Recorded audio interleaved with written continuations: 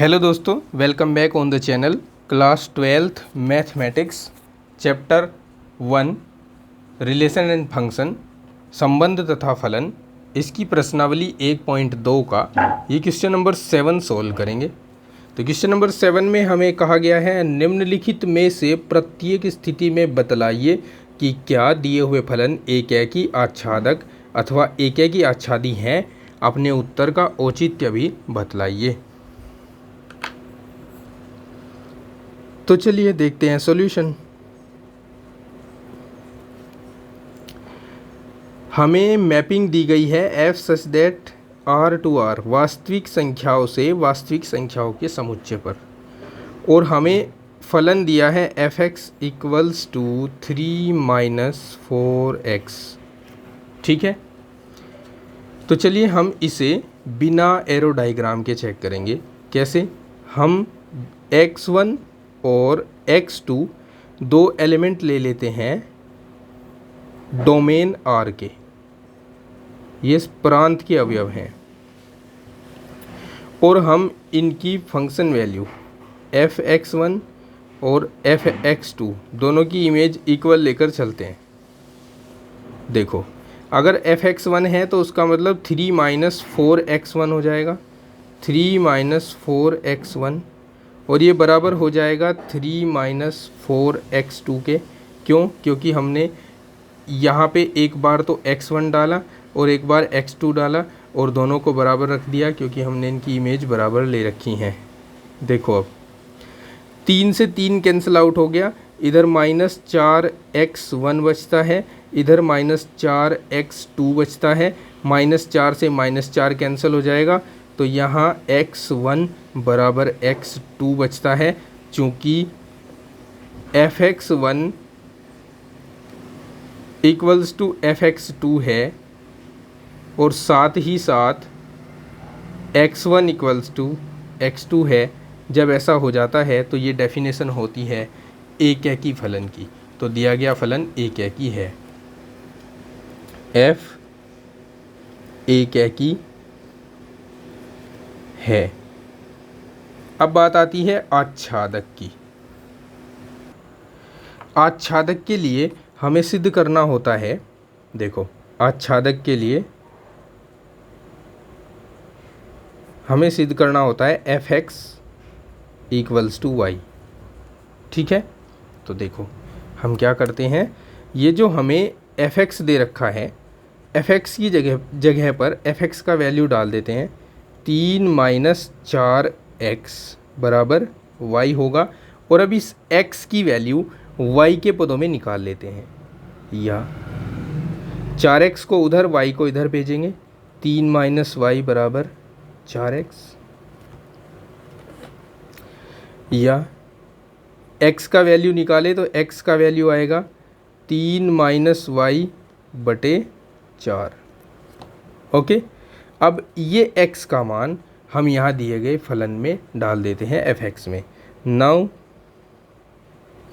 f(x) equals to, f(x) है हमारे पास 3-4x के इक्वल। ठीक है, तो हम इसमें वैल्यू डाल देते हैं f(x) equals to 3-4 into x की जगह पर 3 y बटे 4, 4 से 4 कट जाएगा। ठीक है, तो f(x) बराबर हो जाएगा 3 + y, 3 से 3 कट जाएगा, f(x) बराबर y हो जाएगा। जब f(x) बराबर y आ जाता है तो हम कह देते हैं अतः f आच्छादक है। ठीक है, ये समझना थोड़ा सा कठिन है, मैं जानता हूँ, ये थोड़ा सा टफ चैप्टर होता है, तो लेकिन आप चिंता मत करिए, मैं आपको पूरी कोशिश करूँगा इसको समझाने की। ये मैंने वो तरीका बताया जिसमें एरो डायग्राम नहीं बनाना है। अब मैं इसको एरो डायग्राम से करवाता हूँ, शायद एरो डायग्राम से आपके आसानी से समझ आ जाएगा। अगर अभी समझ नहीं आ रहा है तो देखिए एरो डायग्राम कैसे खींचते हैं। मेरे पास फंक्शन है 3 माइनस 4x, और मैपिंग है real number two real number. देखिए मैं यहाँ पर डोमेन और कोडोमेन बना देता हूँ। डोमेन भी R है, कोडोमेन भी R है, ये मैपिंग है F। अब रियल नंबर मतलब वास्तविक संख्याएं, वास्तविक संख्याओं में माइनस की संख्याएं भी होती हैं, जैसे -2 ले लिया, -1 ले लिया, फिर 0 ले लिया, 1/2 ले लिया, 1, 2, इस तरह की संख्याएं होती हैं। -2, ये इधर वाला हम अभी इसमें संख्याएं नहीं लिखते। संख्याएं हम जब ये जो हमने संख्याएं ले ली हैं इनको फंक्शन में डालकर जो संख्याएं आएंगी उसके अकॉर्डिंग इधर संख्याएं भरते हैं। देखो मैंने लिया है f -2 लिया है मैंने, इसकी इमेज ले लेता हूँ। यहाँ 3 - 4 इंटू x के स्थान पर रख दीजिए -2, तो ये कितना आएगा हमारे पास, 3 + 8 = 11 आ जाएगा, है ना। फिर मैं लेता हूँ f -1, ये हो जाएगा 3 - 4 इंटू -1, 3 + 4 = 7। इसके बाद f0 ले लेते हैं, f0 हो जाएगा 3 - 4 × 0 = 3। उसके बाद f1/2 है, यहाँ पर 1/2 ले लेता हूँ, तो ये 3 - 4 इंटू 1/2, 2 से इसको डिवाइड करो 2 आएगा, यानी यहाँ 1 आ जाएगा। उसके बाद f1 ले लिया, तो f1 लेने से 3 - 4 इंटू 1 = -1 आ जाएगा। और f2 लेने पर क्या आएगा, देखो 3 - 4 इंटू 2 = 3 में से 8 घटाएंगे -5 आएगा। ठीक है, तो हम यहाँ पर इस तरह की संख्याएं ही लिख लेते हैं। ये देखो मैं यहाँ पर एक तो लिख लेता हूँ, पहले माइनस वाली लिख लेता हूँ, -1 लिख दिया मैंने यहाँ पर, फिर उसके बाद -5 लिख दिया है, फिर इसके बाद 1 लिख देता हूँ, 1 के बाद लिख देता हूँ यहाँ पर 3 के बाद 7 लिख देता हूँ, 7 के बाद 11 लिख देता हूँ, और इसी तरह की और भी बहुत सी संख्याएं इसमें हैं, यानी सबके सब रियल नंबर हैं। ऐसा नहीं है कि -5 और 1 ही है बस, इसमें इनके बीच की संख्याएं भी हैं जिनको मैं लिखकर नहीं दर्शा रहा हूँ। अब -2 जब हमारे पास था तो 11 आया था, तो -2 को कनेक्ट करो 11 के साथ। -1 जब था तो 7 आया था, -1 को कनेक्ट करो 7 के साथ। 0 जब था हमारे पास तो 3 आया था, 0 को कनेक्ट करो 3 के साथ। 1/2 जब लिया था तो 1 आया था, इसको कनेक्ट करो 1 के साथ। 1 जब लिया था तो -1 आया था, इसको -1 के साथ कनेक्ट कर दो। और जब 2 लिया था तो -5 आया था, तो इसे -5 के साथ कनेक्ट कर दो। अब हम देख रहे हैं अलग अलग अवयवों की अलग अलग इमेज है। जब डोमेन के अलग अलग अवयवों की कोडोमेन में अलग अलग इमेज हो तब हम कहते हैं कि दिया गया फलन एक ही है। तो इसको हम इस प्रकार लिख सकते हैं, चूंकि प्रांत यानी डोमेन के भिन्न भिन्न अवयवों का सह प्रांत यानी कोडोमेन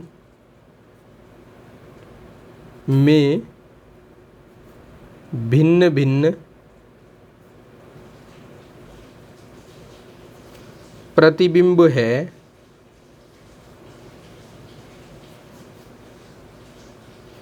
इसलिए फलन f एक ही है।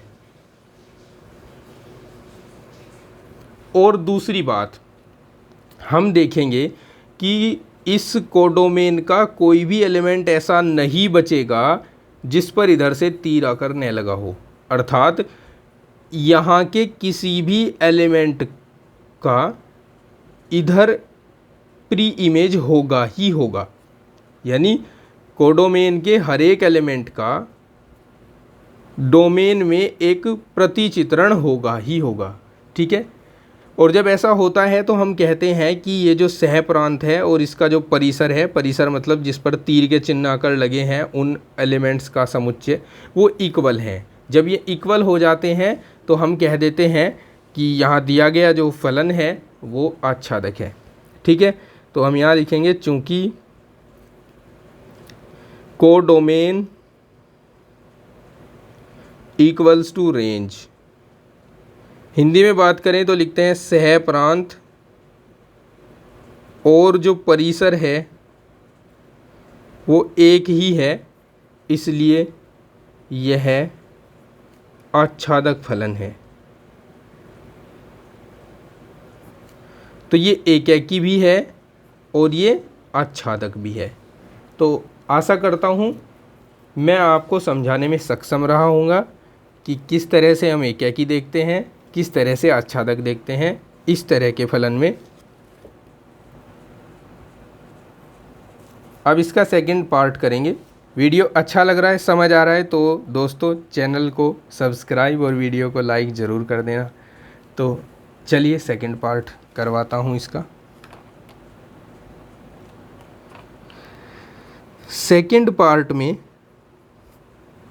f(x) दिया हुआ है 1 + x², मैपिंग दी है रियल नंबर से रियल नंबर पर। इसको मैं डायरेक्टली एरो डायग्राम से करवाऊंगा। देखिए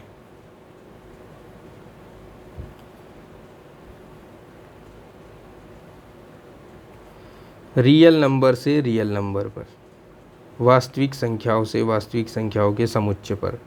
कुछ वास्तविक संख्याएं माइनस की लिख देता हूँ, जैसे -3, -2, -1, फिर लिख देता हूँ 0, 1, 2, 3 एंड सो ऑन। बहुत सारी होती हैं। ठीक है, इधर वाली रियल नंबर अभी नहीं भर रहा हूँ। पहले हम क्या करते हैं, इनके इमेजेस देख लेते हैं कहाँ कहाँ आएंगे। देखो -3 का इमेज देखते हैं।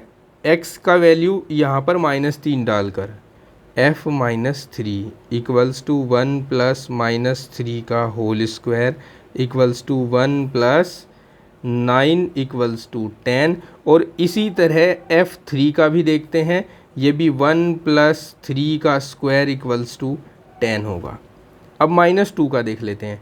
f - 2 इक्वल्स टू 1 + -2 का होल स्क्वायर, 4 और 1 5 हो जाएगा। इसी तरह +2 का होगा 1 + 2 का स्क्वायर, ये भी 5 हो जाएगा।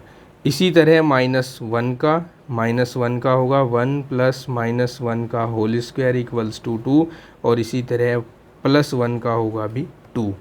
और 0 का देखें तो 0 का होगा 1।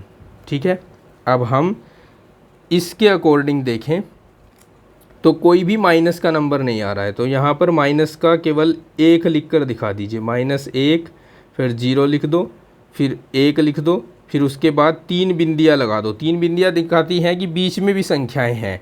उसके बाद हम 2 लिख देंगे, फिर 3 बिंदियाँ लगा देंगे, उसके बाद 5 लिख देंगे, फिर 3 बिंदियाँ लगाकर हम 10 लिख सकते हैं, और इसी तरह आगे भी बढ़ा सकते हैं। ठीक है, देखो अब ये तीर के चिन्ह लगाओ। -3 का कनेक्शन हुआ 10 के साथ, और +3 का भी कनेक्शन हुआ 10 के साथ।